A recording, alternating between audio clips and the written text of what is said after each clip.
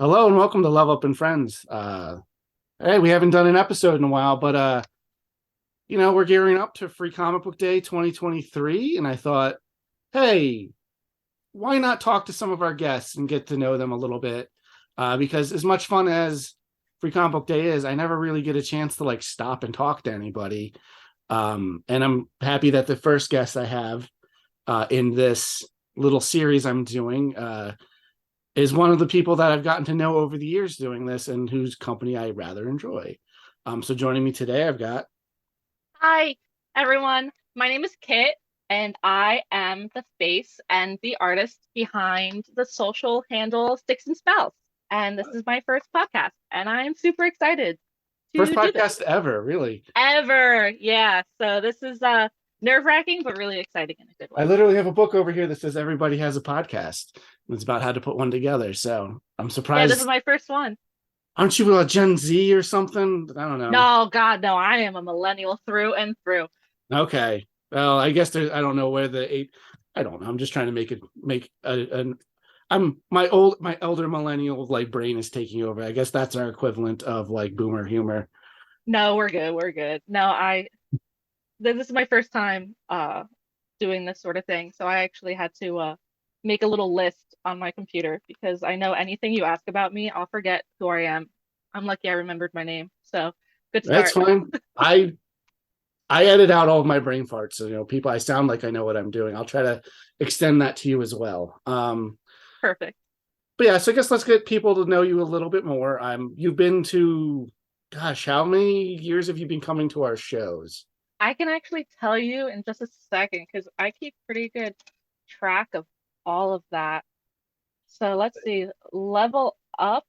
I've been Mhm. doing it since 2017. Oh my God, that was 6 years ago. Yeah, I did the first event I did, I think, was with your Halloween event in Yes, I think so 2017. because that year we had Artisticon was one of the people, like not the people, but like they were like involved with the Free Comic Book Day in May that year. And Yeah, they're like, oh, you should reach out to this person. They're going to be an up and coming artist and they have really good stuff. And that person was you, and they showed us your things, and we're like, oh, well, yeah, well, we like her, like she can come out. But the next event we would do is Halloween, so uh, yeah. there you That's a are. long time. That's amazing. That's actually kind of cool. I didn't think about how long it's been. Yeah, and I think you've been to all of our Free Comic Book Days and Halloween Comic Fest since then. I Except know, for last year because of COVID. yeah, last year I know you got sick, and then obviously 2020 and 2021 we didn't really have the event. Yeah. I'm not counting those against you. And I'm glad that if you were sick, you didn't come for No. several reasons. A, I wouldn't want to spread it to anyone, and B, like if you're sick, like even if you had like a regular cold, like stay home, knock that out, take care of Y- yourself. Yeah, I was super bummed about it, but I take that whole like public health thing super important. So Yeah. I was bummed, but like I said, uh, I love doing it and I'm excited to be a part of it for every year that you're willing to have me. It's an open invitation. They'll say like at the store, we even like way pre-pandemic, like we would take our health precautions pretty seriously because there's only like generally six of us at any given time, Yeah. and if one of us, if a disease kind of rolls through, like the whole business shuts down. So we were usually pretty good at making sure people have paid time off for sick time. Yeah. And If you're you sick, guys are stay home. probably, Yeah. yeah, you guys at Level Up too are seriously one of the most personable and like accommodating uh like host when it comes to these sorts of events. Oh So really? yeah, absolutely. You guys are by far like my favorite and the most hands-on and the most pro community and probably one of my favorites. Oh, thank you. I Yeah. really appreciate that. One of our guiding like philosophies since the inception of the business is to be the kind of store we'd want to attend. Which is why we were like, oh, we'll do like a fusion like GameStop and comic book store because like that's what we want.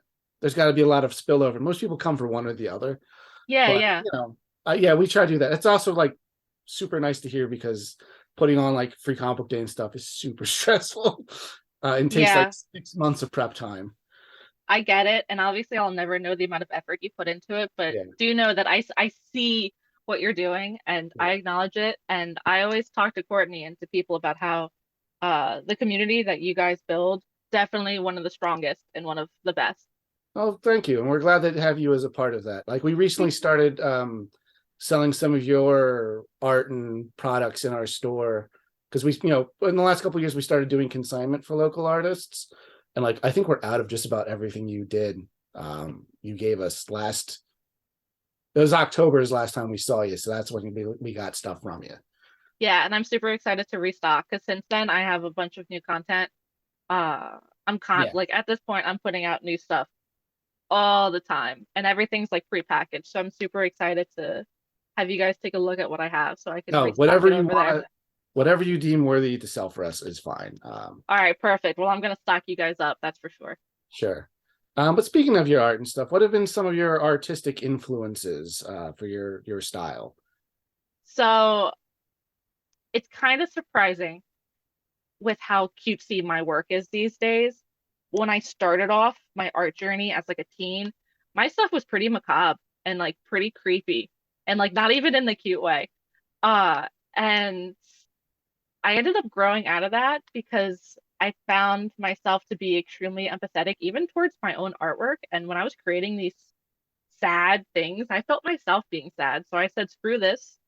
I'm gonna be happy and make happy things. And I did a massive 180 in college, actually, and I never looked back.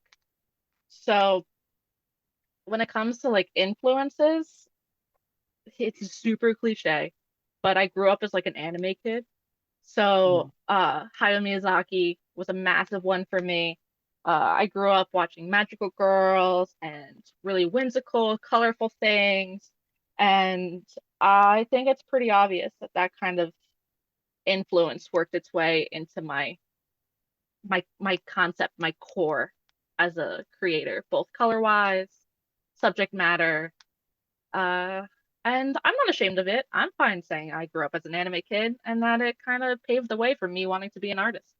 Hey, that's fine. I'm a little bit older, so I grew up watching like, good American cartoons, but it is what it is.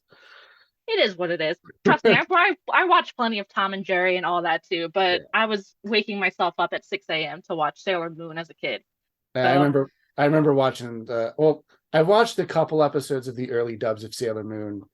It might have been one of the first animes I had seen because I remember being like, why does this show look and move the way it does? And like being really off put by it. But that yeah, was so before I got into like Dragon Ball because that's every little boy's first anime.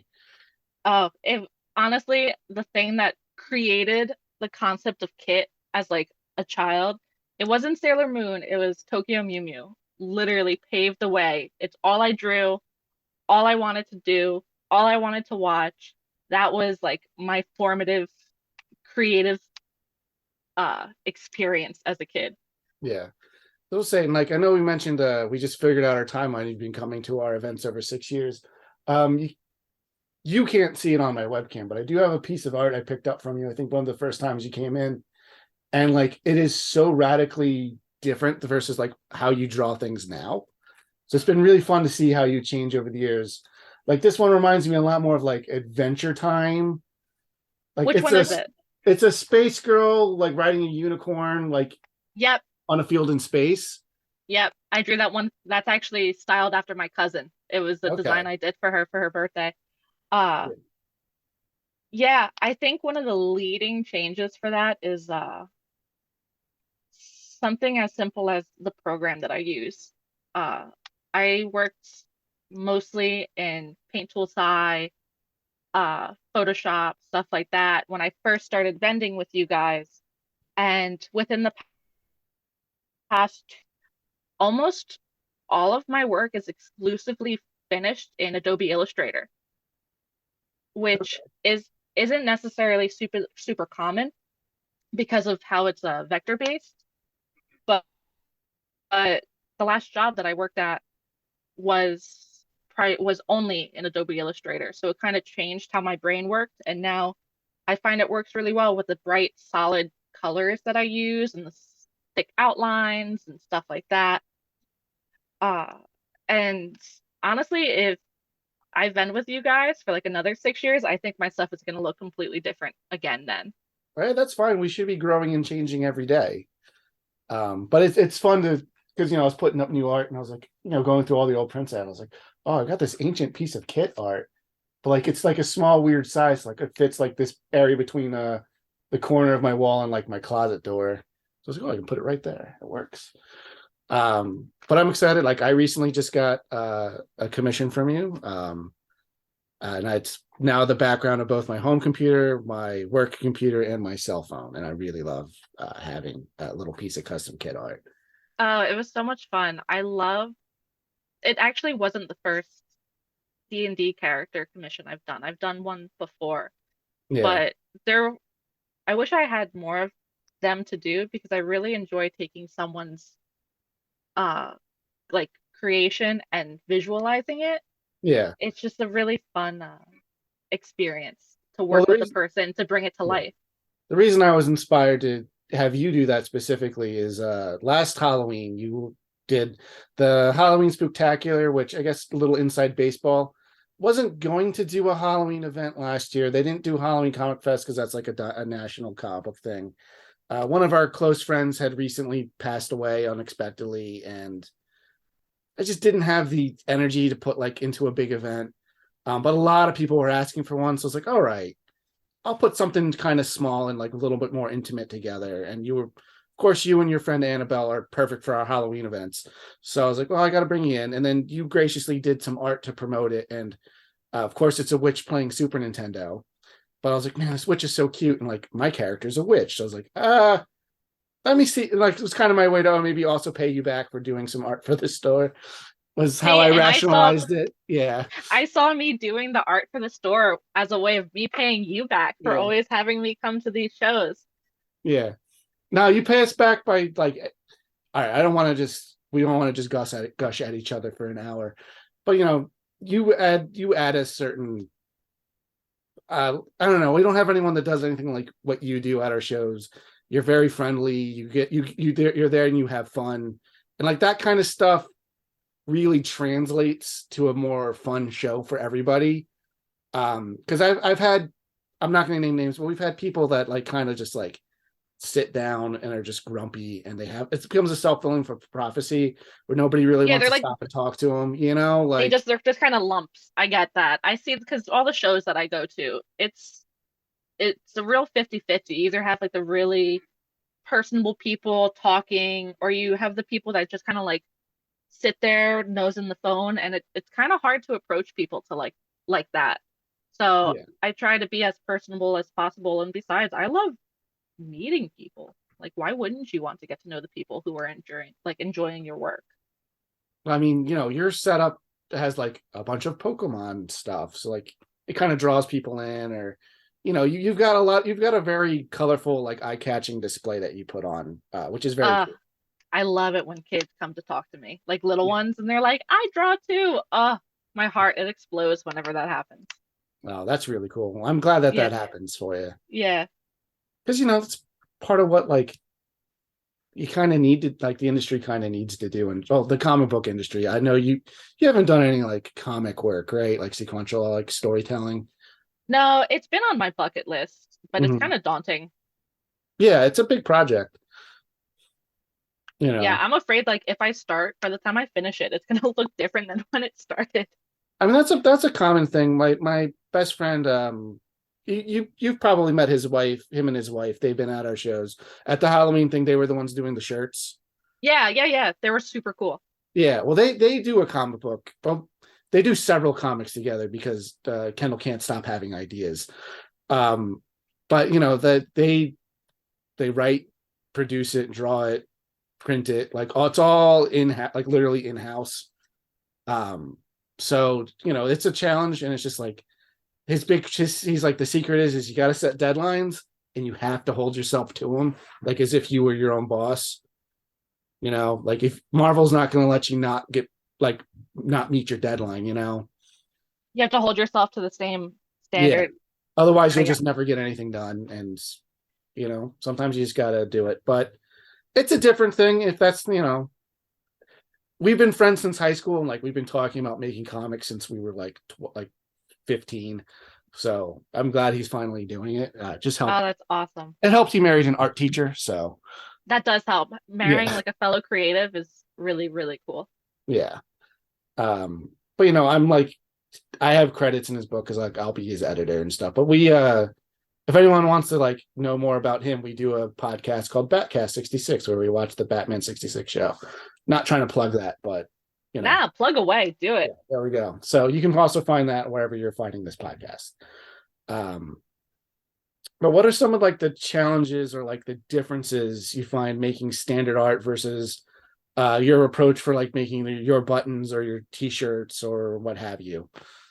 So if you look at my work and you look at my online shop, you'll find that I offer a lot of different types of items. Like you just said, enamel pins, printed t-shirts, tote bags, stickers, notebooks. And honestly, I do 85% of them myself. I try to make as much in-house as possible, which I think really gives me the upper hand when it comes to understanding uh, the process of creating it. Mm-hmm. Because when you're creating artwork just for like digital consumption or to hang on a wall, it's very different than creating the artwork specifically for an enamel pin or for a t-shirt or for a sticker. Because I could talk about this for ages, but Well, that's what this whole podcast is yeah, for. Mm-hmm. uh, I physically screen print myself, which is the act of making t-shirts or printing on tote bags. And there's things to keep in mind, like are these lines thick enough? Are they going to print? How will the design look with the shirt color showing through? Is this area of ink going to lay too heavy on the shirt? And kind of knowing the foundation of the item that you're creating for helps you create a design that's best suited for that product. The same thing for the buttons and charms and pins. You can spend all day working on the details, but at the end, it's going to be so small, will they even be noticed? Mm-hmm. So honestly, I found that the quality of my goods really changed when I started thinking about the product it's going on before I even started the drawing itself. So the content that I create, I think about whether or not it's for a charm, for a t-shirt, for a pin, and that will dictate how I visually create the piece. Instead of taking my designs and being like, oh, I'll make a sticker, oh, I'll make a tote bag, oh, I'll do this. Because it feels more solid, so to Okay. speak, and more intentional. So I find that it also has a drawback because I get a little uh, hyper focused on it sometimes and I get too caught up with it and then it never actually comes to fruition. So there's always that too. It's a very fine line to balance. I mean, that's fine. That's usually a ongoing trouble with any creative endeavor. Oh my God, my WIP folder, my work in progress folder, it's insane. Oh yeah. So, I can imagine. I've gotten the special privilege. I've become friends with like a lot of artists and stuff over the years.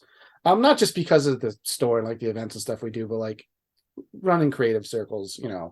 Like when I was younger, like I write as a hobby, but like I'm never gonna make anything of it.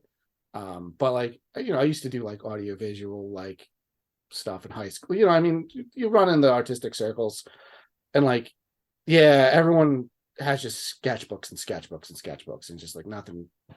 Not that everything needs to become a completed piece, but the creative process isn't like a straight line.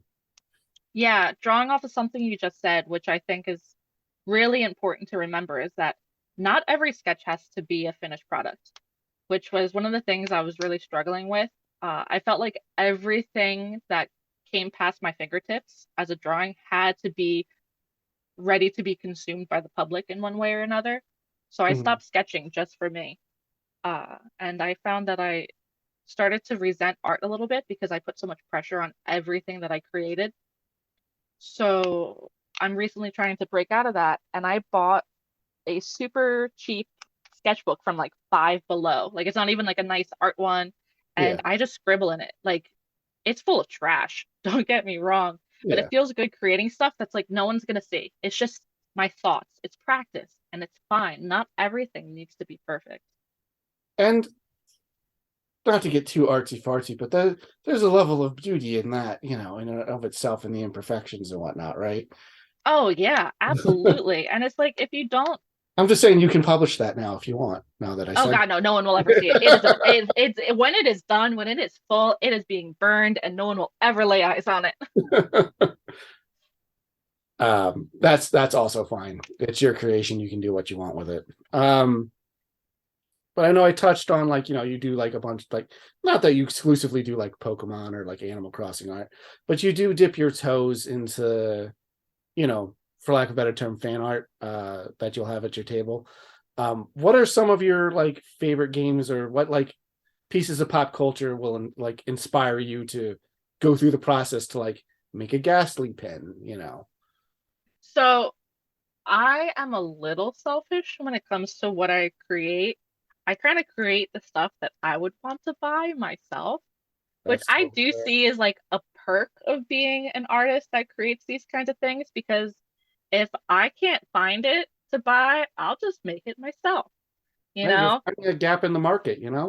Yeah, I'm filling a gap in the market and the Ghastly Haunter Gengar like charm set that I did, they're my favorite Pokemon evolution and my fiance's.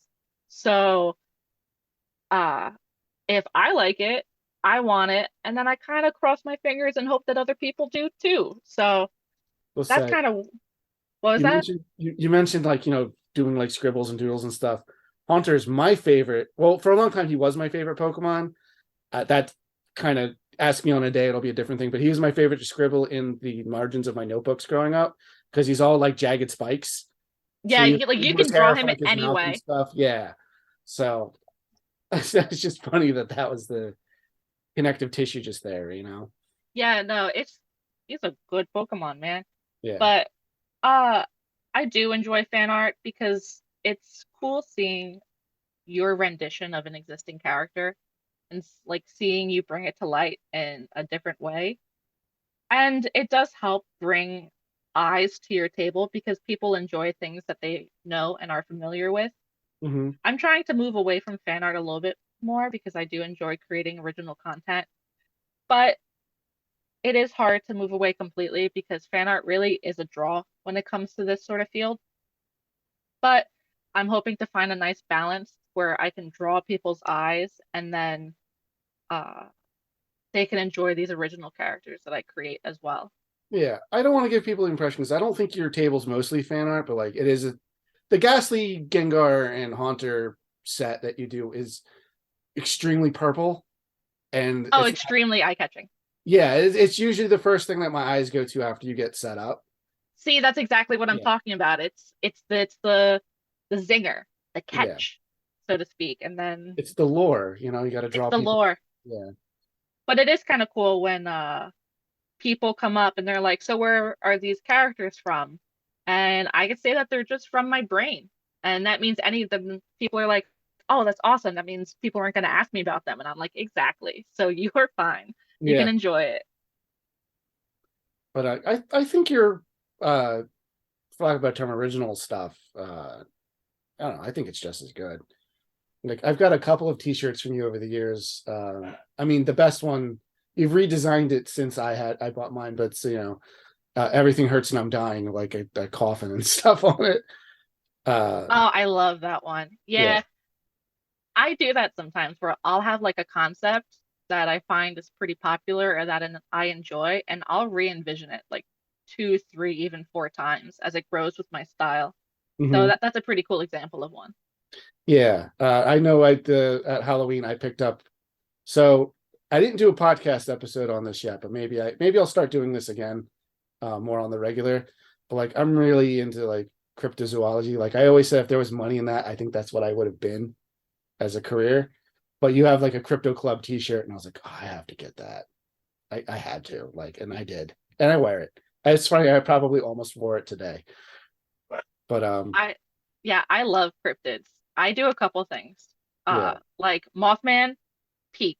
Love him. I've got your Mothman Point Pleasant sticker on the back of my work laptop at the store.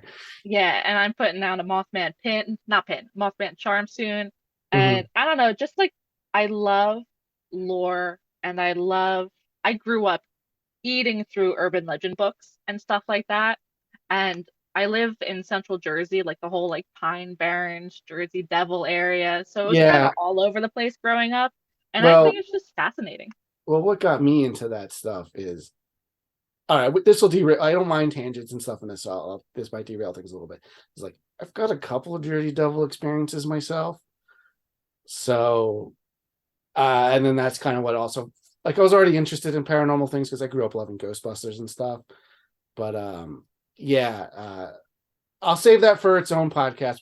I'll have you back. We'll do a cryptid specific one. Yeah, because I've done plenty of camping in the Pine Barrens, and I love knowing these things because I love scaring myself. It's I mean, good. I don't have to go too far to get into the Pine Barrens. The Pine Barrens are freaking scary looking. Oh my God, Yeah. yeah. Oh my God. Yeah, like if you, especially if you're not used to them, it's like, ooh, because all the trees like have no leaves and they're all like it looks like a Tim Burton nightmare, like, ooh, because Yeah. everything's like jagged and pointy.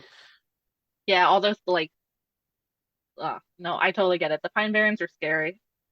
Yeah, but they can be beautiful. I'm not going to degrade that. Like I've enjoyed a lot of camping in my day. You know, I got to be an Eagle Scout, so I've done a lot of it. No, But I agree. yeah, so we'll definitely talk about that. But I know that that's doing some stuff with you and like I said, with your Point Pleasant one, because it's Cryptid Club's kind of the like umbrella term, I guess, for it. Is like, Yeah, yeah. if we did a ton of that stuff, I'd have to get all of it. I really like one of my like I wouldn't say it's like an artistic influence, but one of the things that inspires me a lot are vintage like camp badges and patches and stuff Yeah, like that. they definitely look like that. I love stuff like that. And I've done like quite a few like club sort of designs, like I woke up today club or crying in nature participation badge or Oh, a that's future great. ghost club member. And I love making fake clubs and societies. I don't know. I think it's fun and anyone can be part of it. It's all about doing whatever you want. I said I have no idea how this stuff is manufactured, but like, would you be able to actually like make patches for that stuff at some point? Yes, I want to so badly, but I'm always scared because like the minimums are pretty high. I gotta So imagine. Yeah.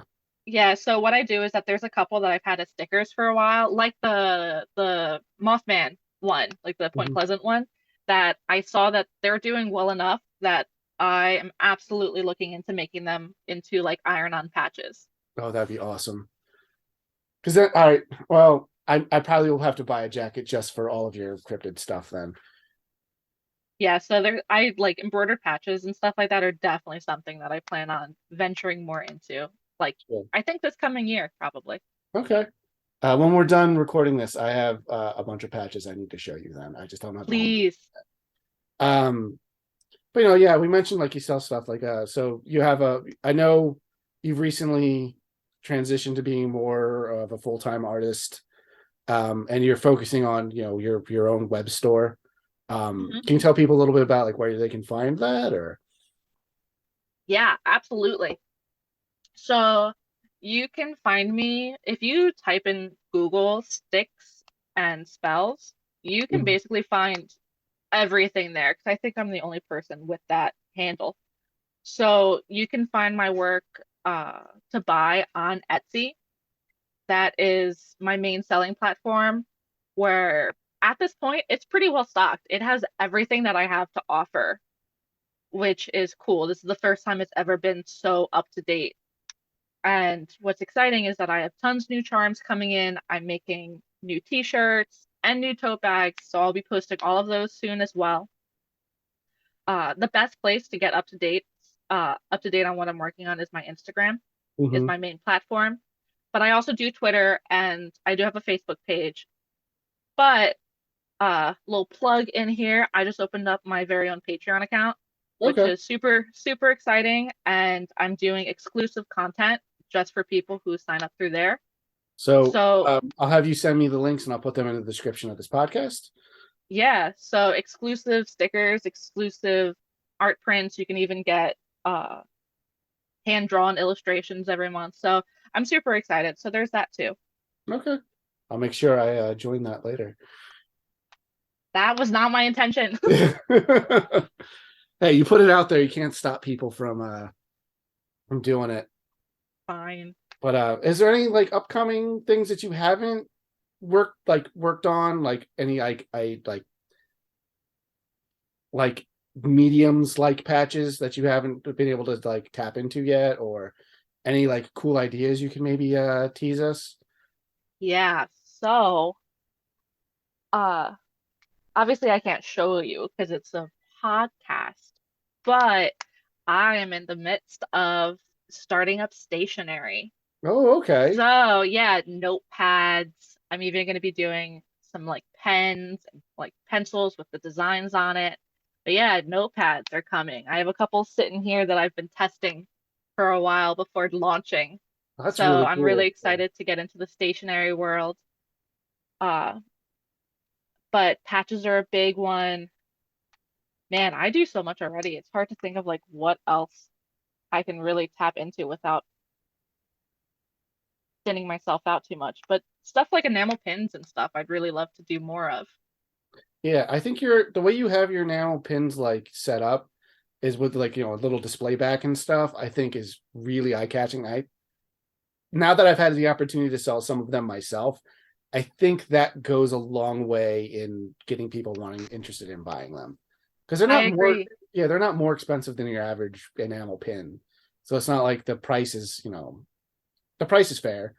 But like what sets them apart is like they kind of like sounds weird, but like they display nice with it. I agree. Yeah. So, what Scott's talking about is that every single pin I do and every single charm I do, I create a custom backing illustration for the packaging. And I know I don't have to. I know I could just stick them in a bag or stick them in with a business card, but I love uh like the experience of like unwrapping something and Yeah. having that like aesthetic, and it's just really it works really well to give as a gift, get as a gift, or just to enjoy visually. So it's what I want. So it's what I'm going to give out as the content creator. Yeah, like I said, my recommendation for because sometimes people ask me like, oh, I want to make a comic or whatever. Like, what should I do? And I'm like, just make what you want, because odds are, if you like it, there's other people that like it too. Yeah, So and yeah, if you're making stuff for you, people can respond to that. You know, yeah, I create stuff that makes me happy and that I would want to consume as a person. So, my advice is just do what you want to do. If you put your heart into something and uh work for it, success will come and people will want your stuff because people can feel the energy and the effort that you put into something. So it doesn't matter what you do, just put your heart into it and it'll work. some of the best advice I've ever been given is be the Leslie Knope of whatever you do. Love it. Yeah, Yes. so that kind of reminds me a little bit of that. I don't have nearly as much energy as she does, but Oh she's a God, who fictional does? person, so I don't feel so bad by not matching that level. But speaking of cool things you do, this probably be as good a segue as I can get to. Is if you guys are turning to join us for Free Comic Book Day, you'll be able to get a special print that's only available. Like it'll be limited number. I'll now have each individually numbered. Of art done by my very special guest here, Kit. So when I got invited to this year's Free Comic Book Day, uh, at this point, I really want to do some sort of like promo image for every event, just because I enjoy them that much, and I know that this event is like giant themed. Yeah, So you and I were talking a bit, and I have the sketch done, and it's probably one of my favorite sketches I've done in a while. I Not to can't I can't imagine like how good it is then. yeah, I normally don't do like full scene illustrations, and this one is like a full scene, and just as like a little teaser, since the theme of the show this year is giant sized, it's this, oh God, I don't know. It's like a foresty hill scene Hmm. with this little village, like a hilly village on the bottom, and this really big, like a forest mountain creature, kind of like quietly stepping over the Hmm. village. Oh, And he's that's like cute. covered in moss and flowers, and it's nighttime. Uh, and the little quiet village underneath it to really create like this cute, quiet, giant but peaceful vibe. And Hmm. I'm excited to finish it. Oh, I'm excited to see it. I can't wait. I haven't had to, just so people know, like I haven't seen it yet, but I'm very excited. I threw out a couple ideas and I was just like, I trust whatever you think you want to do. I'd be more than happy with. And but yeah, I'll make we'll make a limited run of prints of them. I'm not sure what the quantity is going to be yet. My guess is probably going to be between 50 and 100, so they're going to be fairly limited. But they will be free to the first however many people come to the store that day. And then obviously you can take your print, take it over to Kit. It's a good, she can sign it for you, and it's a good excuse to like maybe talk to her about some of the cool stuff you're inevitably going to see at her table. And I will bring a cool collection of colors so you could choose what color I sign it in. Oh, nice. I know I'm definitely this weekend I'm printing up the commission I got from you recently, so you expect to see that to get signed. You got it. Yeah, so I'm very excited to see you. It's always a pleasure whenever our paths get to cross. Like I said, I'm so busy on the day of, I never really get a chance to chat. So I really appreciated being able to that you came on the podcast and we were able to have a chance to finally like sit down and talk. No, I think this is awesome because you are always running around like crazy at these events that I'm lucky if I could snag you for like a little bit in the beginning and at the end. Yeah. So having like this uninterrupted chance to like chit chat Hmm. is really refreshing and like long overdue. It's also not just me at the store who likes talking to you. I know Becca and everyone wants to. You recently posted a Tamagotchi. Was it a charm or a sticker on your Etsy? It was a charm. It was like a little Japanese inspired like pocket pet design. So I think Nina reached out to you. She's one of our employees. She collects Tamagotchis. She's super Yeah. into them. So she's like, "Oh my god, can you please bring me one for Free Comic Book Day?" Yeah, I So put one aside for her, and she was yeah, sending me pictures of her Tamagotchi that she had on her, and it yeah, was so cute. It was like from yeah, like the more vintage ones, and had a chimney on it. I lost my yeah. mind. It That was that's so that's cute. one of her vintage ones. She carries it at work. It needs to be held in a certain way, or the battery gets loose and like the thing dies. I know she just got one of the new Jurassic Park ones because I was sort of interested in that. But she just sent me photos of that on Facebook Messenger. So I was like, oh, okay. Like the first thing she got is it turned into an Indominus Rex. But like there's like 30 dinosaurs your little pet can turn into. Oh, it's so cool. Yeah, well, this one's cat themed because Yeah, that obviously I she's I love also cats. very into her cats. So I was about to say your one pin, tell your cat I said piss, piss, piss, piss, piss. Huge conversation starter. I got really sick of hearing people make that sound every single day. Because they'd be like, oh, this is what this says. And like but no, it's fun. Your stuff's very good. I highly recommend everyone check out all of your stuff. Again, I'll link it down in the description. I don't know why I'm pointing down, like you can see this. But Kit, is there anything else you'd like to hit up before we leave here? Let me look at my notes of who I am as an artist and as a person. Hmm. Uh, no, not really. I'm just super thrilled to have been a part of this conversation. And I want people who are listening to know that I love talking to you guys and I love sharing the knowledge I have as an artist and as someone in this scene, and that I'm an open book and I love just helping people out and talking. So feel free to like just hit me up and let's talk art. And I'm a person and I want to talk.